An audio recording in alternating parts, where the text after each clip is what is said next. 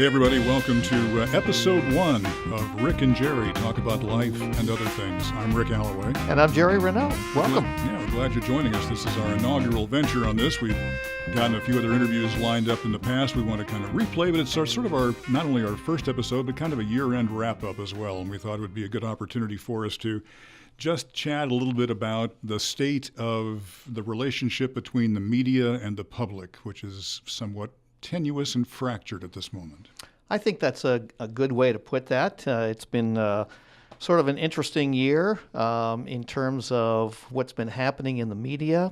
There have been some good things, I think, and there have also been some negative things and some things that have been reported that haven't ended up being true. And so we sort of have this interesting mishmash of people's thoughts about the media and what it's doing and what it's trying to do. And I think it's a good time to talk about the media as we are and have been part of the media, and we teach journalism here at the University of Nebraska-Lincoln. We certainly have our thoughts in terms of the value of journalism and what it brings to the world and what it brings to communities, small and large.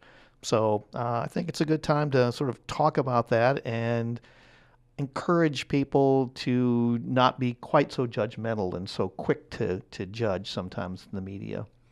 And we will end up our inaugural podcast by replaying part of an interview that we did a few months ago with Holly Wise, who was on campus to talk about the movement towards solutions journalism. So we thought that was a good way to end up the year, and rather than just talking about what we don't like, maybe posting some opportunities to find some solutions. But certainly this year gave rise to some terms that have now entered the national lexicon, things like alternative facts and fake news. That troubles some of us who are trying to teach the next generation of young journalists to go out in the world. Yes, maybe we're overly optimistic sometimes, but I don't believe that at least most journalists are out there with the idea and the concept that they are going to try to hurt somebody by the story that they are covering, or that they are trying to make up facts or create things that are not true, and that would be fake news. If people were out there and just deliberately trying to create an agenda or make things up or just out and out have no facts as a part of a story. And I just don't believe that most people are doing that. Yes, you can disagree with what a journalist is saying. You can be opposed to what he or she thinks are the facts in this particular instance. But to call it fake news, that really seems to insinuate that someone is out to get you or to get your organization or whatever it is that you support. And I just don't believe that is true in most instances. Certainly, there have been incidents in the last month where there have been some, to be blunt, some spectacular fails by journalists who have gotten their facts wrong and have driven some, I think, unintentionally negative narratives that have had to be recalled and corrected. And that has certainly given ammunition to those folks who say, see, this is what we're talking about. This is the fake news. The difference, I think we would agree, is that when journalists get it wrong, I think we try to correct the record as quickly as possible. In the case of, for instance, Brian Ross, senior investigative journalist for ABC, he was suspended for a month with no pay, and they've told him he will not be covering the Trump administration again. That seemed to be a fairly immediate response to that. But that doesn't always make people feel better who feel that there's a deliberate attempt out there to try to shape the news. Right. I think that in most people's line of work, whatever it is, there are mistakes that are made. I mean, that's just the human nature of things. We are all do things that we jump to a conclusion, or maybe we measured something differently and while it was being built, and so we had to tear it down and we had to redo it. I mean, there could be any number of things, or you make a grammatical error which sort of changes a sentence somewhere along the line. But in most instances, no one knows that. I mean, we're in our office, we make the mistake. Somebody is nice enough to come and point it out to us and say, well, you made a mistake here. And you go, oh, wow, I did. Thank you so much. But nobody is looking at it. Nobody is reading it. Nobody is being able to point at you and say, look, you made a mistake. Journalists put themselves out there on the line every day. And yes, there are times when people get a little overzealous and have information that they didn't corroborate like they should have, or checked for a second or a third source, which they didn't have, and they release that information, and it's wrong, and it's embarrassing, and you do have to walk it back. There is no question about that. But again, to insinuate that it was a deliberate effort, I think that's where I have some problems and some issues with that. How much do you think, and I know we talk about this in our classes a lot, that the reduction in size of newsrooms, the elimination of middle management editor types to take another look at this, coupled with the sort of hyperspace jump to immediacy because of social media and everything, that those two sort of work against each other in the pursuit of a second or a third source and that elusive thing called the truth? I think that is very prevalent. There are not the kinds of people in news organizations that will look at something a second or a third time to try to double check or to encourage people whether they have all their T's crossed and their I's dotted. And again, it is a world where we want things immediate. So it is always who can be first with this information rather than who can be right with this information. And I think it's very frustrating. And social media has done some wonderful things for us. We are both on social media. We like social media and think that it is really cool. But there are times that social media can be very negative and can be derogatory and can put forward information that is not true. And we sure hope that people are looking at it and taking it with a grain of salt in some instances, that they're not double checking to make sure that this is correct information and they're not just jumping to conclusions. Yeah, the good news about the internet is everybody can be a publisher. The bad news about the internet is everybody can be a publisher. That's right. And that you really have to examine whose opinion this is that you're reading, particularly with the incredible growth in fake news sites that legitimately are fake news sites, yes, that appear to be legitimate news. And then you look at it and you go, oh, wait a minute, this isn't ABC News, this is abckindanews.com. And they hoped you didn't really catch that difference in the URL. And before you know it, I mean, I've gotten burned on this myself a couple of times, looking at these and going, sure, wow, I have to repost this, and then suddenly going, wait a minute, is this really legitimate? And I see all kinds of friends who post stuff that's not sourced properly, and then you add into that the deliberate attempt by apparently some actors from outside the borders of the country to try to roil the opinions of people prior to the last election, not necessarily to take a stand for a candidate one way or the other, but to at least get people fighting with each other. And now this, just within the last week or so here, we're seeing the social media networks making a much more concerted effort to take down some of the accounts of folks they think are out there perpetuating intentional and deliberate hate speech or inaccurate information. Yeah, and I think that's a great idea. And you and I have had this conversation, and I actually use this example in class, and we've actually played this movie in a couple of our classes, but a number of years ago, and it's been quite a while now, Paul Newman, Sally Field were in a movie called Absence of Malice, where she is playing the part of a newspaper reporter, and they're having this conversation, and she says, well, all I want is the truth. And he said, look, truth isn't that easy to find. It is not that difficult. It might be something that you hear or something that somebody has told you, but what actually is the truth? And the example then that I use is you can take a set of facts that have been reported and about the economy, and two different economists can look at those set of facts and be able to extrapolate completely different views about what is going to be happening as a part of that. And so where is the truth in that? And I think we're seeing some of that at this particular point in time when we're talking about this new tax plan Absolutely. That's coming forward. So We hear lots of information on both sides. Well, it's going to do this, and somebody else is saying, well, it's going to do that. And so, where is the truth in all of that? It's difficult to find. And so, I guess what we encourage people to do is to say, don't just look at one source. Don't just say, oh well, such and such, who is a reporter that I like, says it's going to be this, so that has to be true. Well, that might be somebody's opinion or an economist's opinion, but somebody else might have a completely different view, and it might be, no, this is really going to be a good thing. It is going to stimulate the economy, and it's all going to be very positive. So we really encourage people to look at multiple sources out there to try to at least find out more information about something. Whether you actually find the truth is always a difficult challenge, though. Yeah, I think the tax bill is a great example of this, because you can certainly find people on the very, very positive side of supply side economics saying Absolutely. this is going to turbocharge the economy, Yeah. and that money is going to trickle down to every sector, and you're going to have more money in your paycheck. And then you get other folks that say, we don't seem to find any history that says this works, and we've got people here that we think are going to be hurting, and this only affects a certain percentage of the population. And I can understand why a lot of folks find themselves scratching their heads going, well, which is it? I mean, it shouldn't be this hard to nail this down.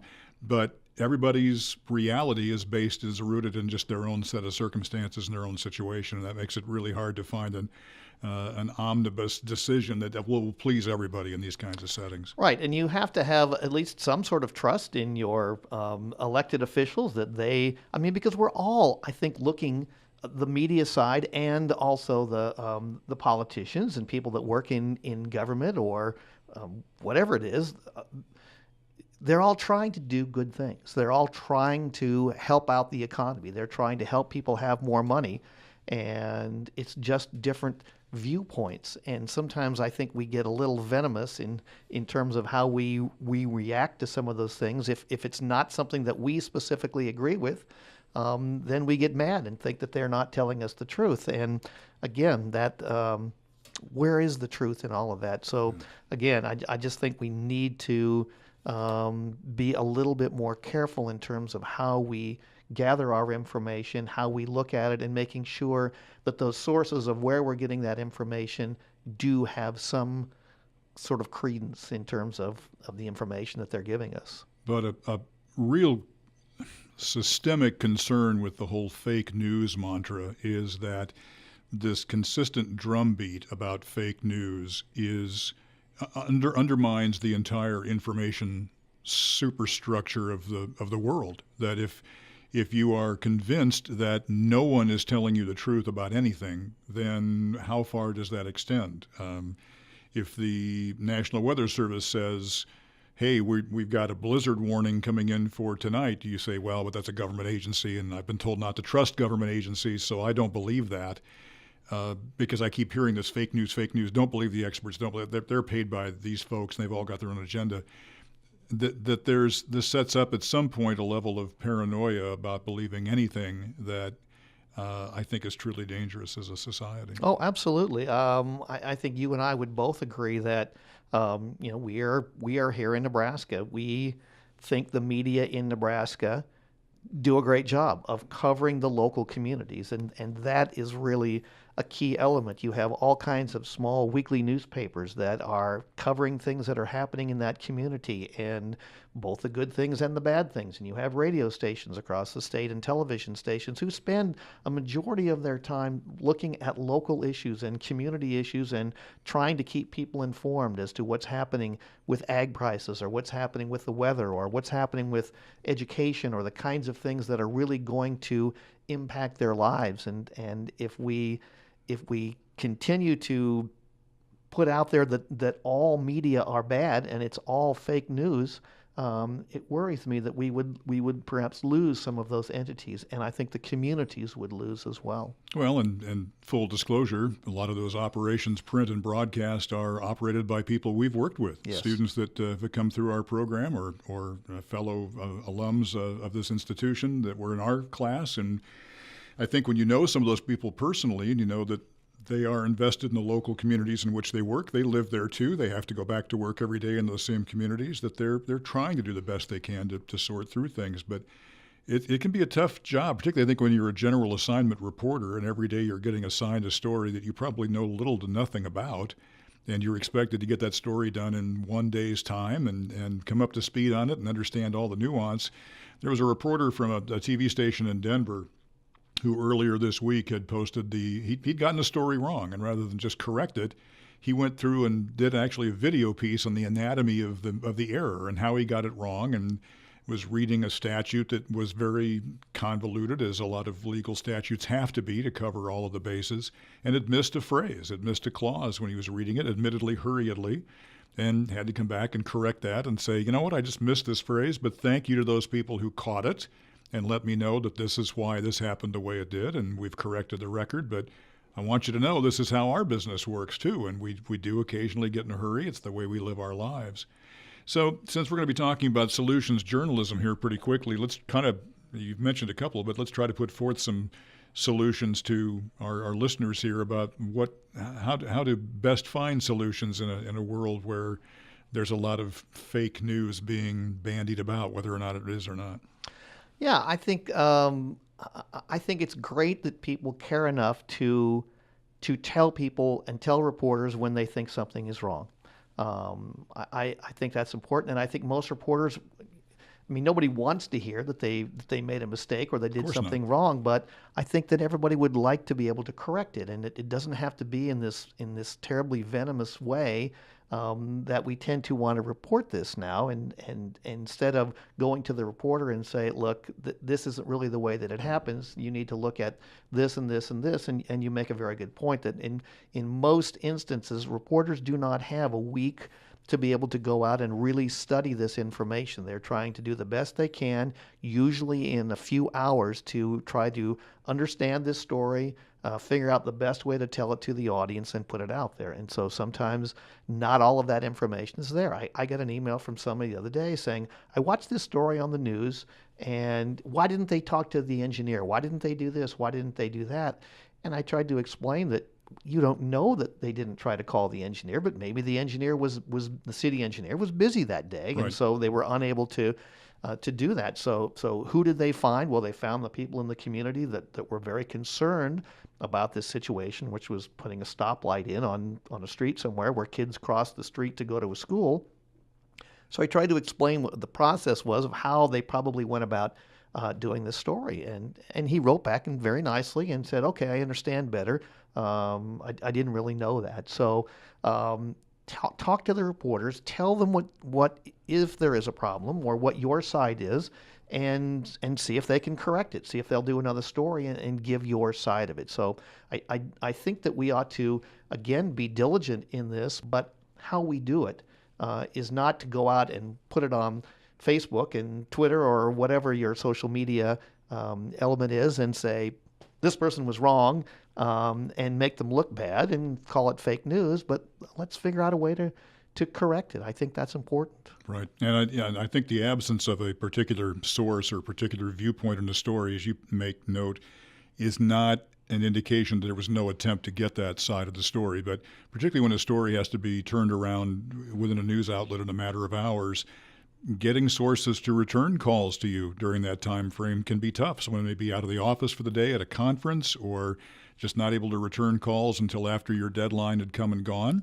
There are instances where somebody looks at that and says, I'm not calling this guy back. This is going to be a story I don't want to be any part of. Right. So you never know the reason why somebody didn't return a call. I do think in that case it's good for a reporter to say or to write, attempts to get in contact with this person were not, the call was not returned or the message was not returned or whatever, just so they know, okay, you did your due diligence and you did at least reach out to this person to try to get that side of the story. Right. And it is tough. I think the civility angle of it, of saying, look, I don't think you did a very good job of this. How can we learn from this, is good.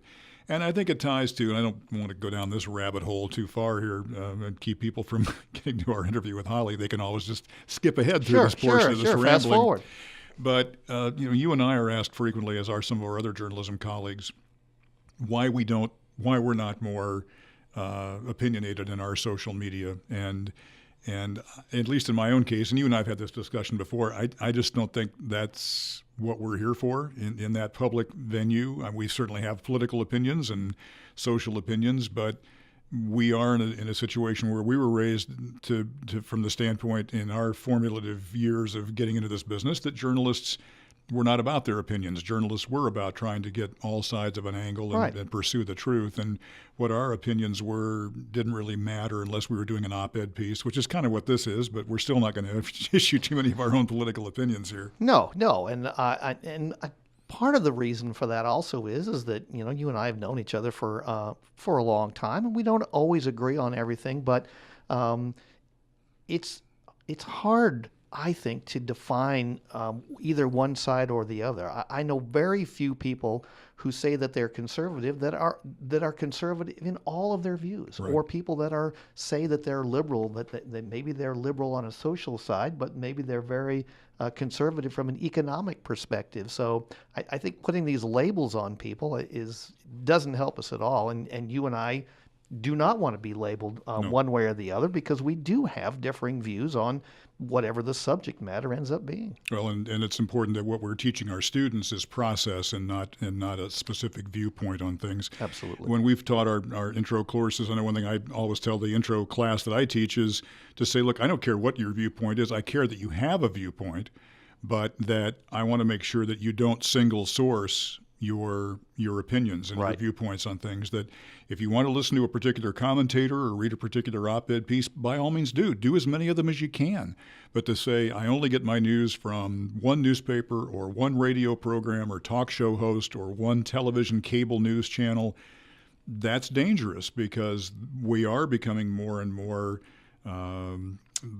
tick the box kinds of things with some of those national outlets in particular. And I don't think we're quite as much with that with local media. I think local media, because they do live in those communities and see those same people every day at the gas station and the coffee shop and the grocery store, that there's more of an opinion of let's try to get all sides covered and really do the best we can for the local community. Right. I think our hope always is, look, we need to work together, and we need to find solutions to the problems that we have, and that's one of the things that is really important and valuable with journalism, and I think one of the things that journalism can do to really be helpful within communities. And to speak to that, earlier this year we spoke with Holly Weiss, who was on the campus to talk about a national movement called Solutions Journalism that was responding to criticism that all journalists do is stir things up and then walk away from a problem. And her organization, which is made up of a number of very well-seasoned journalists from a variety of different outlets, was designed to try to help solve issues rather than just bring attention to them. And here's that interview that we had earlier this year with Holly Weiss. Welcome. We're glad to have you here. Thank you. Thank you. It's a pleasure to be here.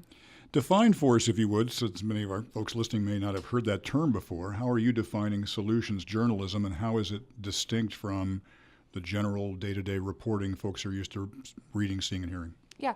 So at the Solutions Journalism Network, we have a working definition of solutions journalism, being that it is the rigorous reporting and critical analysis of how communities are responding to social problems, and also providing that same critical analysis to the results and the effectiveness of those solutions.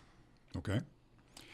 When what you have had a long history as a working journalist yourself, at what point did you say to yourself, there's another step we need to take here, or was that just innate? You had that from the start. I did have it from the start. I was inspired to pursue journalism when I went to Romania when I was 18. And so when I went into J school, I definitely knew that I wanted to use my storytelling skill sets to hopefully incite some sort of positive change within society and within my coverage areas. And so even though at that time I wasn't aware that solutions journalism was a term, I still approached my stories very much from a solutions-oriented framework, and wanted to provide my coverage area with information and the necessary tools that they would need to implement change within their community. Maybe we can talk about some specific stories and how you think that they sort of fit into the solutions journalism part of things. Because we have lots of obviously journalists as listeners. So maybe some specifics might sort of help people along in terms of Yes, what this really is about. And then, of course, I want to ask you about, does this work with the elections? It's on my list too. Oh, so good. we'll get to Okay. it. So when we look at a story example, I can use one from a personal reporting experience that I had last year. I took a team of students to Baltimore right after Freddie Gray was killed and shortly after the riots had happened in Baltimore. And so we went and we spent a lot of time in these communities and in these neighborhoods. And one thing that we noticed was that organizations and some churches had gone in and built community gardens in empty plots of land. But what we saw was that the signs were torn down and the gardens were overgrown, and you could tell that no one had been tending them for a long time. And so we did some digging around and some reporting, and through the course of our news gathering, we discovered that the organizations, even though they were well intended, they went in and they started the garden, but they didn't communicate to the neighborhood or to the community that the garden was for them. And they also didn't teach them how to plant things or how to cook the food that was harvested or anything like that. And so we started then asking our sources, well, if a community garden is such a need to solve the food desert problem within these communities, then who's doing it better? And is there someone who is doing it better? And that's a key function of solutions journalism, is to ask our sources, as journalists, to ask our sources who is doing it better and how. Because that can lead to the effectiveness of solutions within a community. So we asked that question, who's doing it better? And as it turns out, there was another organization in a different neighborhood who was doing it better.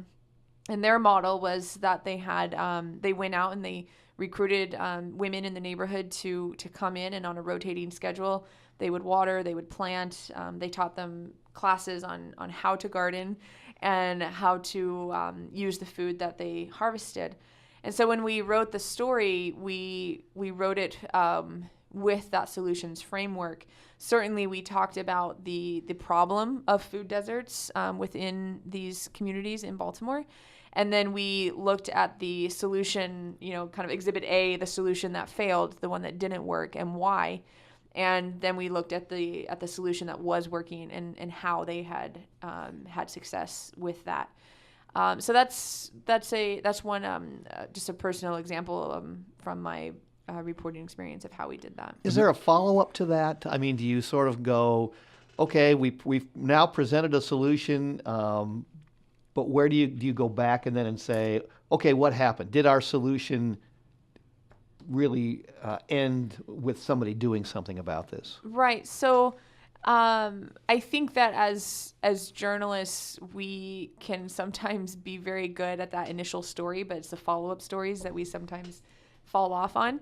And with solutions journalism, it is important and it's incumbent upon us, I believe, to come back and to revisit these solutions and to check in and say, okay, what does the data say? What is the evidence? Does the evidence support the hypothesis that this solution worked?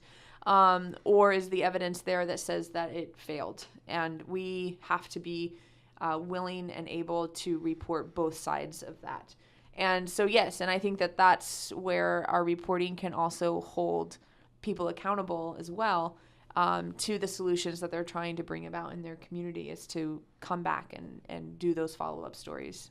Because that assessment piece also then helps deflect any charges that people who are into solutions journalism are practicing advocacy journalism and taking a specific viewpoint. Exactly. And there's a big distinction, between advocacy journalism and solutions journalism. And as objective storytellers, we are not saying this solution is the solution that everyone in the world should adopt. And we're also not saying that this is the best solution or that it's even the solution that we think is going to be most effective or that we think is going to work. We are simply reporting on the data and the evidence to support the validity and the viability of that solution. To Jerry's question earlier, you want to talk about the elections? 'Cause I think that was a key one on mine as well. Yeah, maybe I have just one quick question because I find it fascinating these days with what's happening in journalism, and you talk about advocacy stories and objective journalists. Do we have objective journalists? Do we have objective journalism that's really taking place? I mean, I think in some cases we do. I think it's really taking place more in smaller newspapers or smaller radio stations or television stations that are doing those kinds of things. But sort of on a national scale, it seems like it is not what it used to be. No, I would definitely agree with you. And I think that with a lot of the reporting that I personally do and the reporting, the social justice reporting that I think solutions journalism lends itself to, I tell my students that there are certain topics that I just want to be on the right side of history on. And for me, in my reporting, that certainly means flirting with that line, of objectivity, but also maintaining the understanding that I am a journalist and that my job is to report the story and to be as fair and balanced as possible. But I would definitely agree with you that objectivity is definitely lacking. Because there are certainly some stories where there is truth on one side or the other. And for us to just say, because I know that for Jerry and myself in broadcast journalism, we get a lot of criticism that it's, to quote Jon Stewart, 5 minutes of screaming on the left followed by 5 minutes of screaming on the right. And we go, we got to leave it there. And that there are stories where there is no counterbalancing argument. Correct. I absolutely agree. Okay. Thank you for saying that too.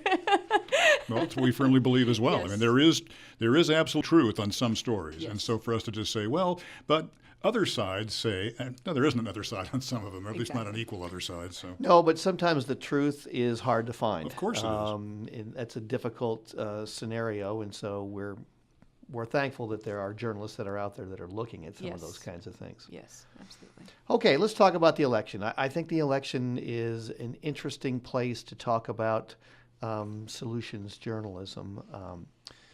Do you see any of that really happening and taking place as far as the election is concerned, or upcoming election?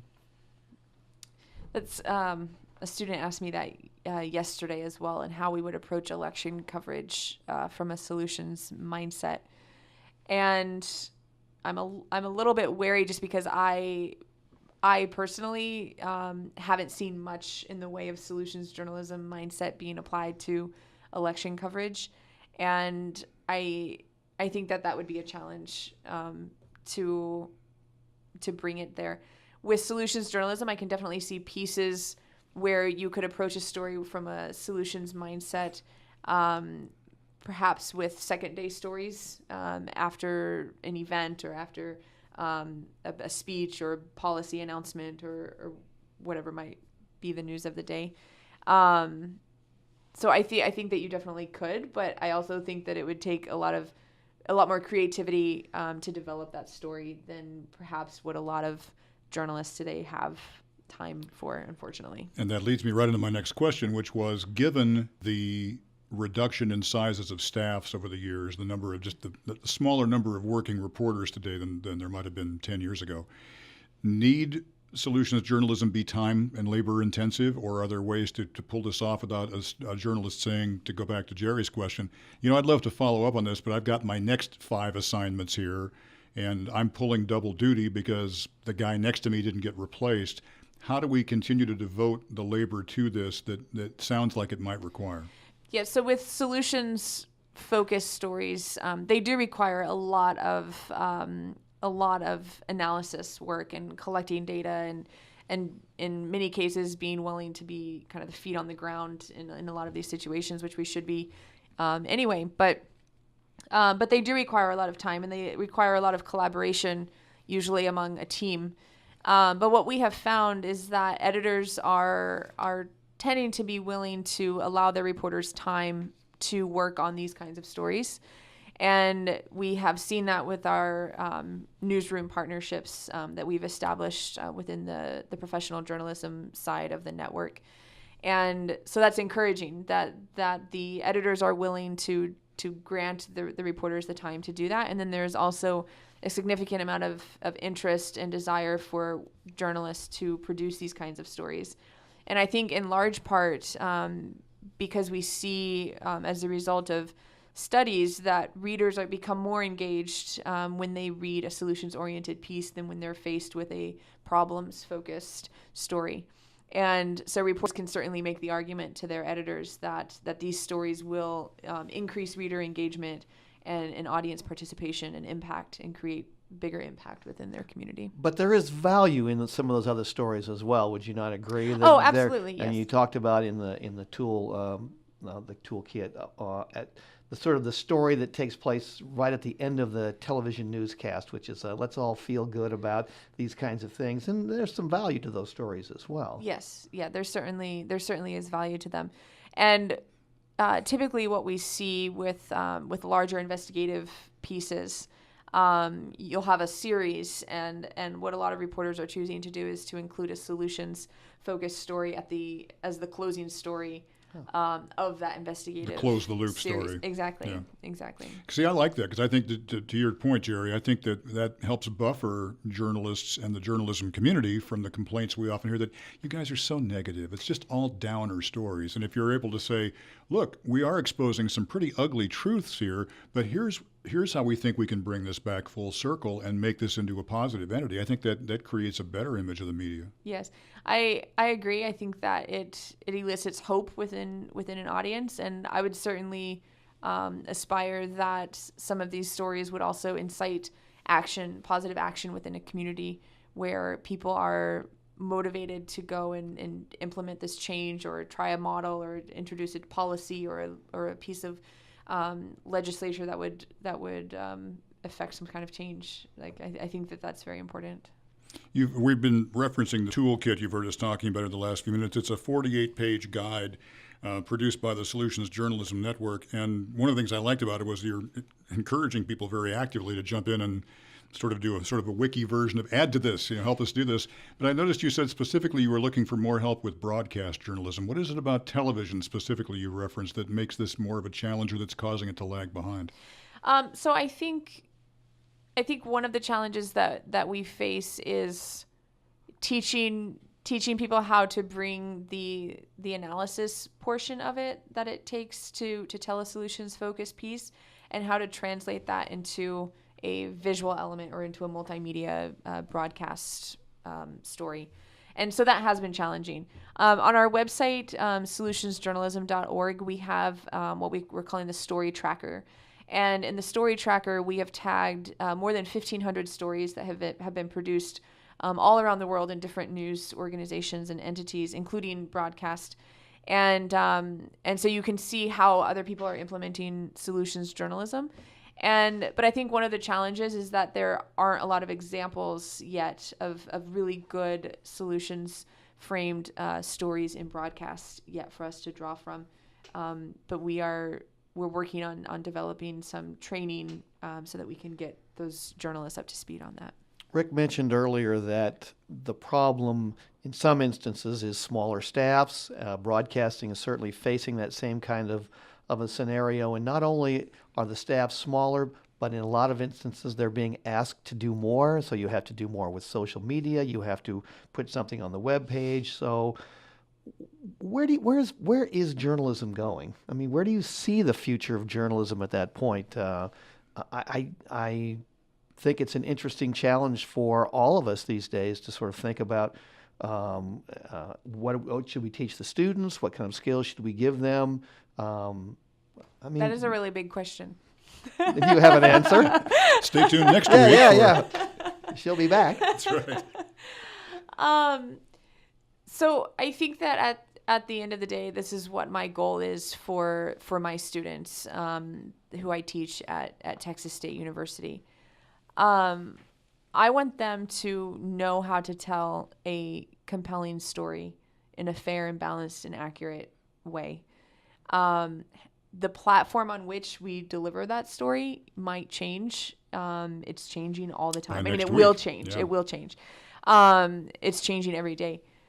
But I think that if our students can be fluid enough to navigate those platforms, and if they can have the foundational technological skills to navigate those platforms, they can take those storytelling skill sets and apply them to whatever platform is the platform of the day.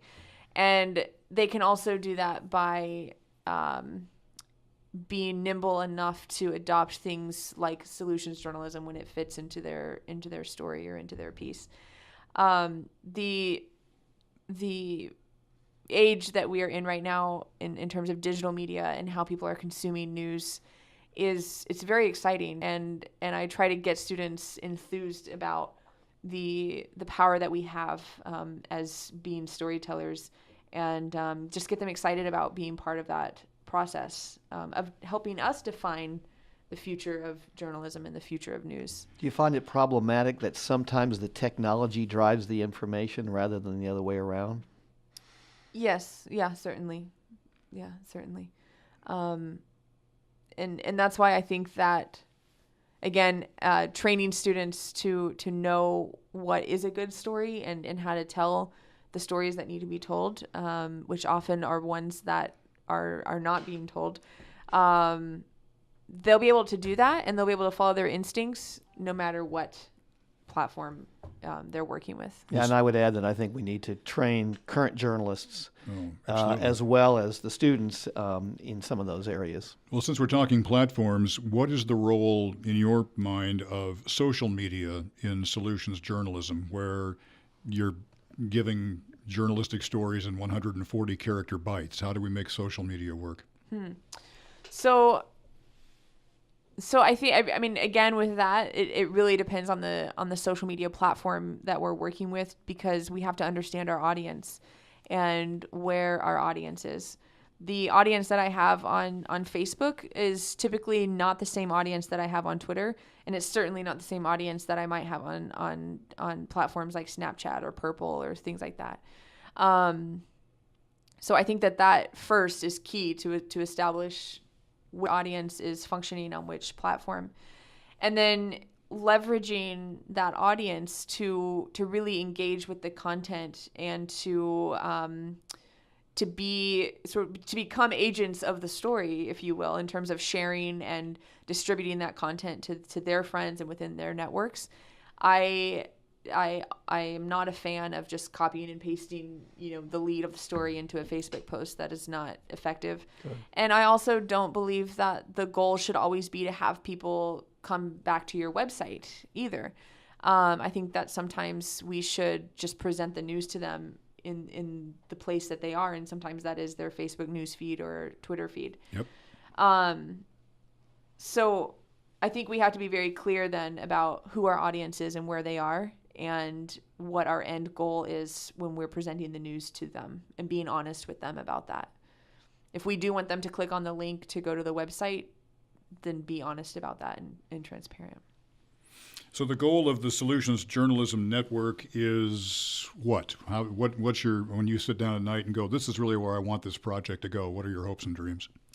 So I am one very small piece of the Solutions Journalism Network. It was founded in 2013 by Tina Rosenberg, who's a Pulitzer Prize-winning author, and David Bornstein. And together they are reporters for the New York Times, and they write a column called The Fixes, where they examine a solution that's happening. It can be a global issue.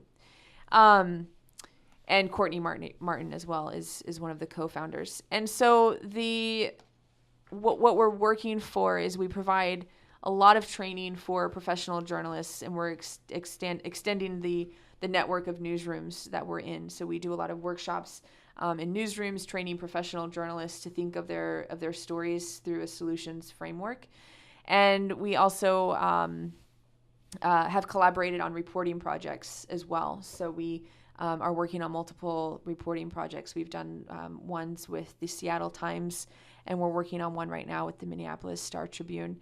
And then the journalism school piece that's a new piece to this puzzle that I joined the team in February to begin looking at how we can introduce students to solutions journalism and get them thinking in terms of a solutions framework before they begin their journalistic career. So we want to continue that work on both the newsroom front and the university front as well.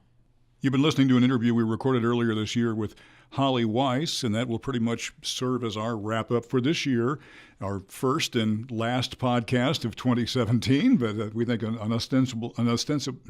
it's a good start. Yes, a good start. Too big a word for December. Right. So we think we're going to have lots of really interesting guests in 2018, and it may be from the world of sports, it may be from the world of education, it may be from the world of religion. Who knows? We want to talk about life. We find it interesting and fascinating in all forms and all facets, and we're looking forward to having those conversations, and we're looking forward to hearing from all of you. Absolutely. We're looking forward to your feedback as well, because as media content producers, it is all about connecting with what you want to know. And if you think we've gotten something wrong, we want to know about that as well.